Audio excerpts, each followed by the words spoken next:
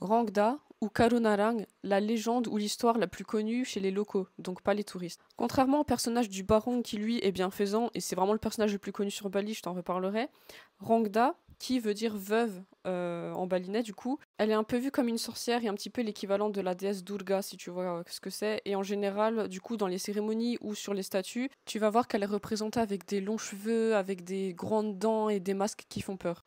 Et dans l'histoire, en fait, Rangda, elle a un peu les nerfs que sa fille ne soit pas épousée, et du coup, avec ses disciples, on va dire, ses étudiantes en magie noire, elle va leur apprendre la magie noire et elle va leur demander de dissiper la peste dans le village. Et du coup, s'ensuit une lutte entre le bien et le mal, entre le Barong, qui est, je t'ai dit avant, le personnage bienfaisant, et entre Rangda. Je te parlerai des cérémonies où ils mettent en scène cette épopée, si tu veux, cette légende, parce que c'est vraiment quelque chose de très mystique, de très spécial sur Bali. C'est une cérémonie dont personne ne parle et qui est très attendue par les Balinais et où il se passe des choses vraiment très... T'as des personnes qui rentrent en transe et plein d'autres choses comme ça. Et petit cliffhanger, genre, tu peux voir la personne là, elle est morte, mais elle est pas vraiment morte. Et elle est pas morte toute seule.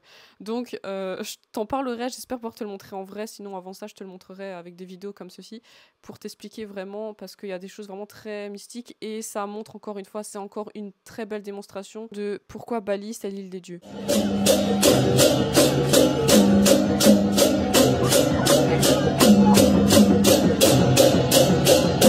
Maratan itu untuk pakai di gitu.